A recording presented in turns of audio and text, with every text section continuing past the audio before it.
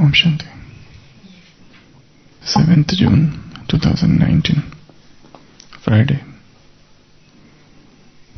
Today's slogan: those who have a right to self-sovereignty at the confluence age will claim a right to the kingdom of the world in the future. So those who have a right to self-sovereignty, Swarajyadhikari, at the confluence age will claim a right to the kingdom of the world, Vishwarajyadhikari, in the future. So those who are self-sovereign now, they will also claim the right to world sovereignty. Those who are Swarajyadhikari now, they will become Vishwarajyadhikari in the future. So this is the confluence age. This is the golden age. So one of the important tasks of confluence age is to become self-sovereign. Self-sovereign means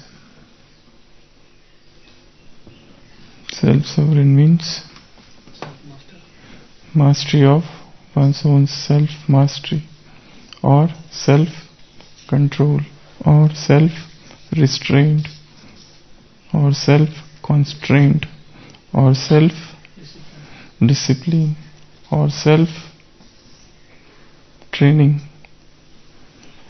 So whatever you call it, or mastery of all the senses. So those who master all their senses now, they will master the world in future. Those who control themselves now, they will control the world in future. Those who have restrained now, they will have unrestrained authority over the world in future. Those who train themselves now, they will train the world in future. So, without self-mastery, no spiritual life is impossible. So, self-mastery, self-discipline, self-control is one of the most important things in the spiritual life. And the graph of self-mastery should go on increasing every day. And when we talk of senses, it doesn't mean just the 5 senses, but 3 subtle senses: mind, intellect, and sanskars. So these are the subtle senses. To have control over the subtle senses, and then to have control over 10 other senses: Jnanendriya and Karmendriya. Baba never talks of Jnanendriya. He talks of Jnanendriya as Karmendriya. So to have control over all the senses, to have control over the subtle powers, over subtle senses, is to become self-sovereign, is to become self-controller.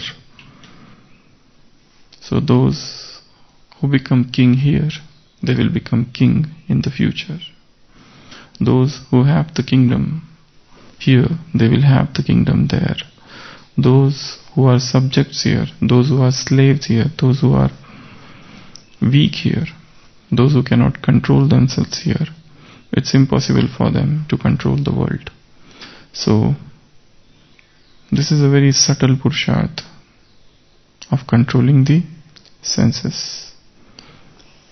So one is mind, then intellect, and then sanskars, and then gross senses, which is the most difficult thing to control out of this. Yeah.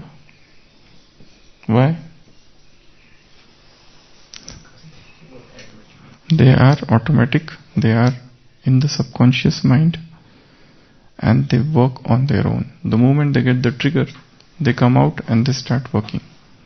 Then whatever you have done if this is the mind,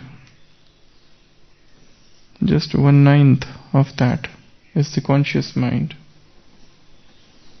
The subconscious mind is occupying 1/9 portion of that. So whatever memories, whatever habits, whatever sanskars, whatever deep-rooted emotions which are here, once they come out, then they throw away all the rules and regulations, all the Srimad, all the Maryadas, everything, because they are very powerful. That's why one must understand what are my most deep-rooted sanskars. And the most important thing is their knowledge that such a sanskar exists. Most of us, because this is a very dark corner, nothing is visible. You have to enter the subconscious mind with a torch in your hand. And only that portion is lighted where you flash your torch. When you are seeing this portion, you can't see other things. When you are seeing this portion of the subconscious mind, you cannot see other things. This is the memory of person A and this is the memory of person B. So when you are thinking about A and things associated with A, probably you are not thinking of other things. And suppose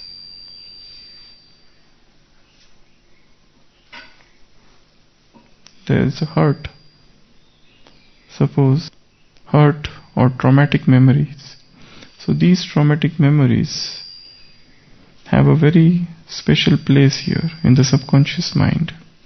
And when there are so many other layers, one might not remember unless and until one enters and goes with a torch, or someone else come to us and shows the torch. That someone else might be sanskars.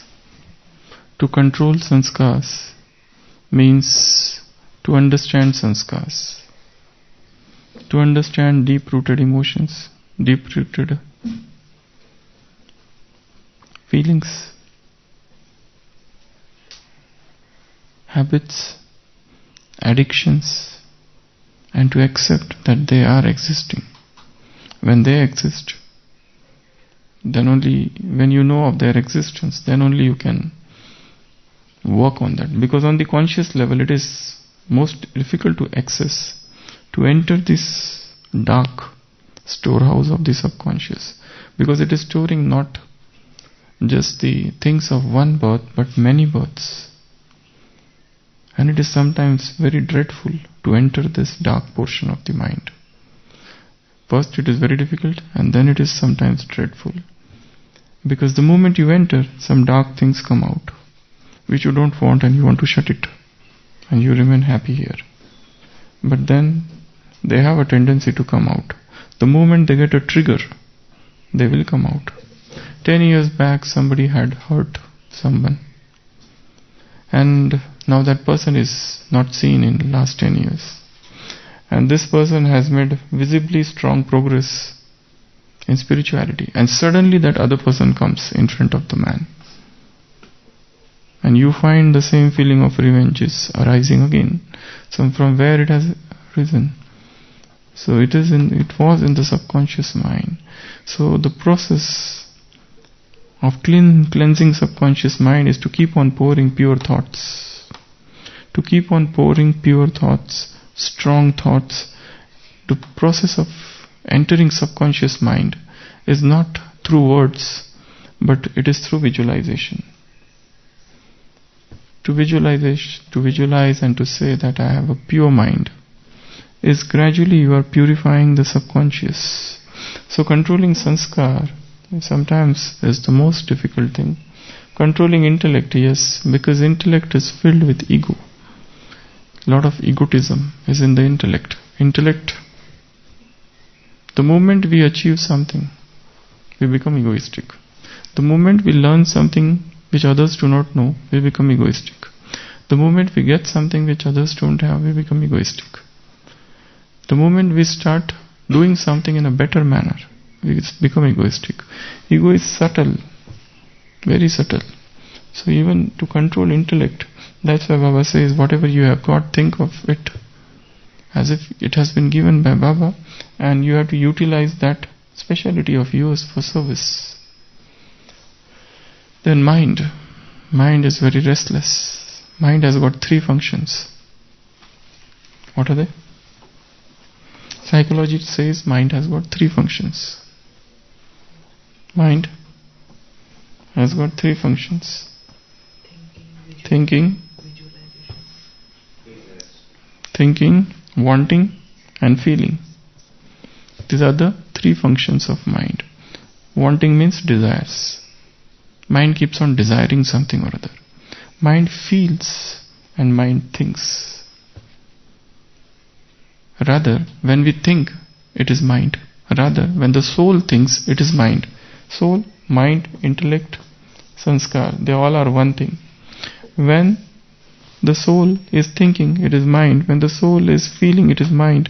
When the soul is desiring, it is mind. When the soul is judging, it is intellect. And when the soul is forming some impressions on itself, it is sanskar. So it is only one thing, but given three names. It's not that mind is different. This is the new concept which has been introduced by God. Till the time, in the path of bhakti, they said, soul is here and all else is here. The soul remains untouched. Soul is beyond everything. Baba said, no. Soul, mind, intellect, they are one. They are not different. And that is the main difference. That's why in today's Sakar Murli, Baba said, Bhakti is an imitation. Gyan is real. Bhakti is an imitation. Gyan is real. So this concept is an entirely new concept. Nobody ever in the history said that mind is in the soul. The most famous philosophy of dualistic, non-dualistic Vedanta by Shankaracharya talks about this, that this is different. Mind is different. These are all here. When you go beyond everything, you reach soul. That is what is Nirvikalp Samadhi. So they talk of this, but Baba doesn't talk this. Baba talks something else. Baba said this mind, thinking, feeling, desiring, everything is in the soul. That's a new thing. So to control mind is to control thinking. Or rather, when we say control, it becomes difficult. When you say control, it is somewhat a difficult word. Better word is transformation. Transform your thoughts, transform your desires.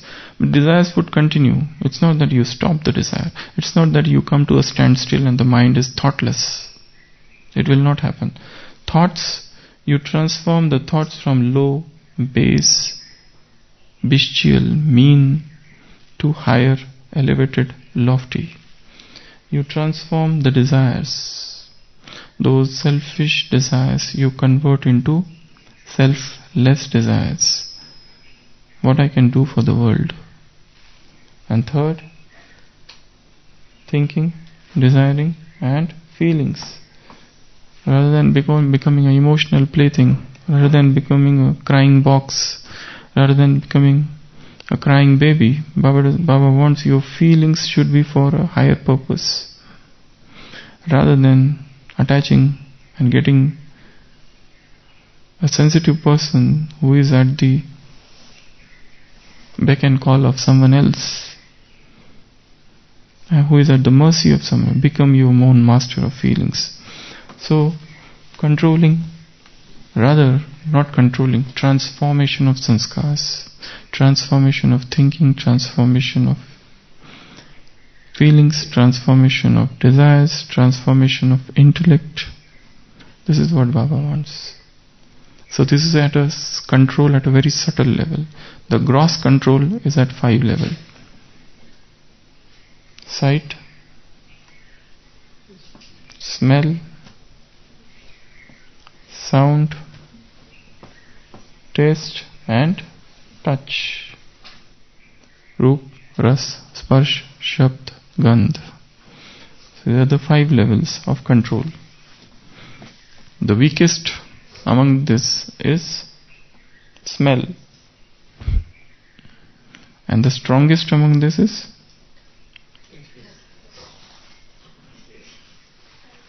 taste or eyes. What about sight? Which is the strongest among 5? Taste. Taste is the strongest. You can control sight many times, but to control taste is a difficult job sometimes. So, what we see with our eyes, how much control we have. And it is not the eyes which are seeing, it's the soul behind the eyes. So what desire soul has got? It depends. Soul sees. Eyes are just the instrument. But yes, if something enters through the eyes, then it has got effect on the soul. Actually we see what the soul has got, but soul is also influenced by whatever we see. That's why a yogi's eyes are very stable. A yogi's eyes have control. A yogi's eyes are not fluctuating from this place to that place. So control over eyes, and then control over sound, means ears. What we hear. Do we enjoy hearing parachintan, paradarshan? Do we enjoy hearing gossips? Do we enjoy hearing somebody's fall? Because it is the soul that enjoys listening to something from outside. The soul should be trained to hear the soundless, that which has got no sound. The soul should be trained to hear that which is wordless, that which is not the sound of this world, that which arises without friction. And for that, soul has to enter into the stage of silence. Without becoming silent, you cannot hear the inaudible. The task of spirituality is to hear the inaudible, to hear the soundless, to hear the wordless, to feel the impalpable, to touch the untouchable, to see the invisible, to feel the unfelt, the intangible. So this is a very subtle process. So everything depends on what is going on here. So what sounds I hear? Control over that. Control over ears. And then third, speech. No speech. This is not sound, smell, sight. Taste is not here. Speech is not here. Speech comes in karmendriya. These are gyanendriyas. Sound, that is this we are talking of. So here will be the taste. So here it is the sight, what we see with eyes. The third control is at the level of eyes. Eyes are very deceptive. So Baba often says in Murli, eyes are number 1. They become criminal. So your task is to convert your criminal eyes into civil eyes. To see the body is to commit crime. And to see the soul is to do an act of charity, punya. So sight, what we see with these eyes. And then taste. Why taste is so difficult to control? Why taste is so difficult to control?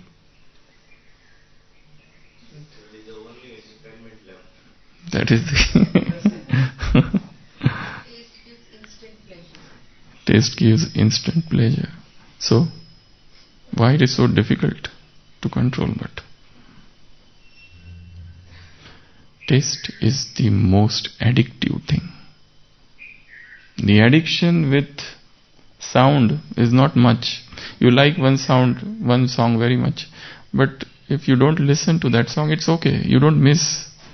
It's okay if you don't miss. You can. If you don't smell something, it's okay. You can go ahead without smelling. If you don't see somebody, it's okay. His picture is in the mind. If you don't touch, it's fine. You can go without touching. But what about taste? Once you have tasted something and you loved it, then you want the same thing. The addiction which is created by tasting, taste sense, is the most difficult. And you have to do it every day. And that's why it has become, so a lot of addiction, a lot of dependency is there in the sense of taste. But yogi is the one who has mastered his taste.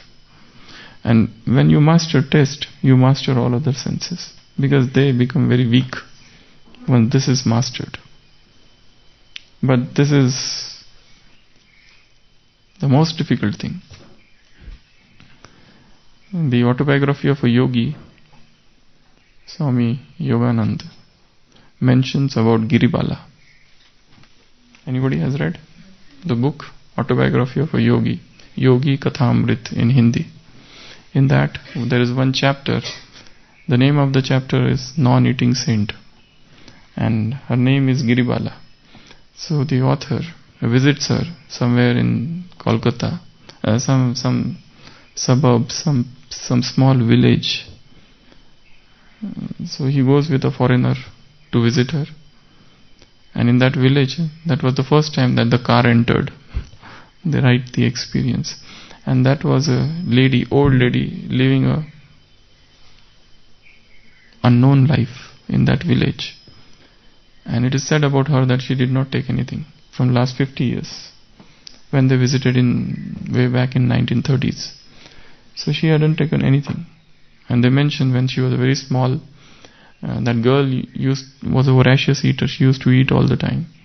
So when she was married and she entered her mother-in-law's house, mother-in-law scolded her once. You keep on eating throughout the day. So she became angry and she said, I will not eat again. And she stopped eating after that.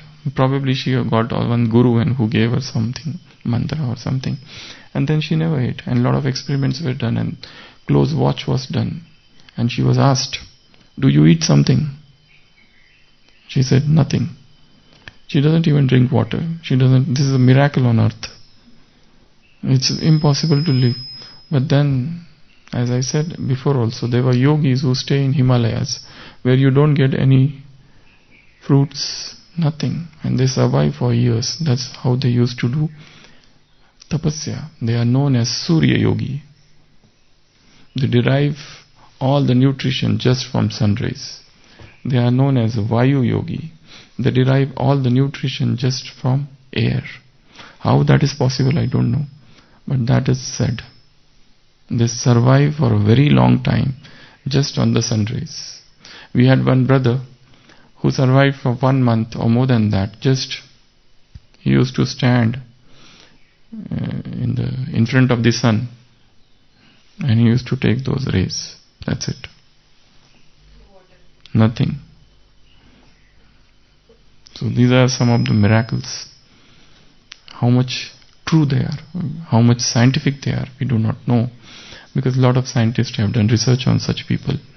And they were perplexed to find that even such a thing is possible. But Baba often mentions who was caught. Baba mentions one sadhu of Ahmedabad. In Murlis it comes. So, yeah, he used to eat jaggery. So, we don't have to go to that extreme, but at least one should have control over senses. Few days back there was a Murli where Baba said, Na ati ucham, na ati nicham. You should be moderate in everything. So moderate diet. That's more important. One is not to speak at all. That is silence. It's quite easy. Another is speech. It's also easy. Difficult is balance. To speak less is more difficult than not to speak is very easy. But to speak less is difficult. Not to eat at all is very easy. To keep fast is very easy. But to eat less, this is a difficult task. So balance. So control of taste. And fifth, control of touch. Even touch is very addictive. Why? Touch also is a very deep-rooted samskar. The touch of the body generates release of endorphins. Hug, caressing, all those things, they release endorphins. That's why there is so much attraction for touching each other in the world. There is actually nothing in that person. A is touching B. There is nothing in the B. It is just a clump of soil. But yet A enjoys touching B and B enjoys touching A. Why? Because scientifically speaking, there is a release of endorphins, neurotransmitters from the brain. When a person whom somebody loves is touched, endorphin is released on both ends. And that's why that release of endorphin is just like release of nicotine. Nicotine also does the same thing, and alcohol also does the same thing, and that's why this is also addictive. So anything, it gives the pleasure of immense pleasure throughout the body, and that's why this is also a very, very addictive thing. So control of 5 senses, very important. One must have sankalp that I don't want to lead my life astray. I want to be a man of control. I want to be a yogi with the highest amount of self-control. Even this thought is enough. Because to have control means to be strong. And the person whose life is in no control, he gradually becomes weak. So Baba said, those who have right to self-sovereignty at the confluence age will claim a right to the kingdom of the world, Vishwa Rajya Adhikari, in the future. Om Shanti.